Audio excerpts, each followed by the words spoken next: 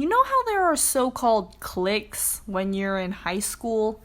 Based solely off stereotypes, so don't take it too seriously. There's the popular kids, brainiacs, artists, NJROTC, choir kids. Well, I was part of the band geeks clique. More specifically, I was part of the color guard. And within my high school's marching band, we had section leaders that helped tame the different sections of the band. And my senior year, I got the honor of leading the color guard. And every summer, the section leaders basically took a trip to bond and learn about leadership for the upcoming band camp. A little side note, if you've ever been in a marching band, then you know the traumatic experience that is band camp. But I digress. For this specific year, our leadership retreat occurred in the middle of a forest. That's not creepy. In a small little cabin home. There was a lot that happened during this camp, including staying near a burning area since it was forest fire season. But today, I'll be telling you about our extreme fail of a prank. When I think back to this, I can't believe that we somehow got this prank wrong. I want to say this happened on our third and last day of leadership camp. We stopped by a lake for some free time, and before leaving to go back to our site, we took a bathroom break. But being the shy peer I am, a couple other girls and I went to a nearby store instead. As we were looking around, I spotted them. The golden item that would make our camp perfect. Water balloons! Then I grabbed my friend and said we should have a water balloon fight with everyone. And being the mischievous schemer she is, she instead suggested, let's use these to prank the boys instead. You see, I wasn't even the one to come up with the plan, so nobody can say this was my fault. But anyways, I obviously agreed to the idea, and we immediately grabbed the rest of the girls and got them in on the plan, which they quickly agreed to. So we had an idea, now we had to think of a plan. Looking back at it now, I kind of wondered how we were able to come up with the whole plan in the small amount of time that we had there. But first, we had to convince the adults, which included our guard director, our band's financial advisor, our visuals instructor, and our band director.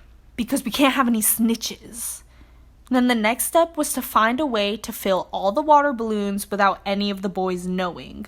Then, we had to plan a way to somehow get all the boys out of the house, and lastly, figure out a way to get outside and sneak up on the boys for the attack. Time, start! Alright, who guessed that we would run into our first obstacle 2 minutes into our plan? When we tried to get the adults to agree with our plan, they basically shot it down, saying it was unfair for the boys. Well, that sucks that they didn't come up with the prank first, is what I thought in my head. But I can't talk back to my superiors like that. How about we just give the boys the water balloons too, but you guys can sneak up on them first? If that was the compromise we had to make, then so be it. By the way, it ended up helping us a bit in the end though, because it made it seem like the boys were planning to prank us, but really it was us who was making the first move. And I mean, I guess it gave us an excuse to get all the boys out of the house and into one area. We had all the adults on our side, no snitches. Can cross that off the agenda. A couple hours later, with water balloons in hand, we needed a place to fill and store them. At this camp, we took turns to cook our own meals. You know, like how in My Hero Academia, when they were forced to cook their own food after the first day? Yeah, like that, but picture my cheap drawings. So, we decided to fill all the balloons while dinner was cooking. The house we were staying at was luckily split with girls on one side and boys on the other side, which meant we had our own bathroom. Perfect. A place to safely put all the balloons. We agreed that 2 of us would stay in our bathroom filling, and the rest of us would rotate, checking in every so often to see what the situation was. The girls who weren't cooking or filling balloons stayed in the living room. Bless the girls who stayed filling up balloons, because not only was it hot and sweaty in that bathroom, but apparently the nozzle of the faucet was a little too big to wrap the balloons around, so they kept popping, and it was taking longer than expected to fill them up. I eventually decided to stay in the bathroom and help. And goodness, should the boys be thankful, because we helped fill up some of their balloons that they were supposed to use against us. But that's another thing that got crossed off the list. Somewhere along the way, we came up with the idea that when we finished all our day activities, some of the adults would bring the boys to the front of the house thinking they were getting ready to prank us.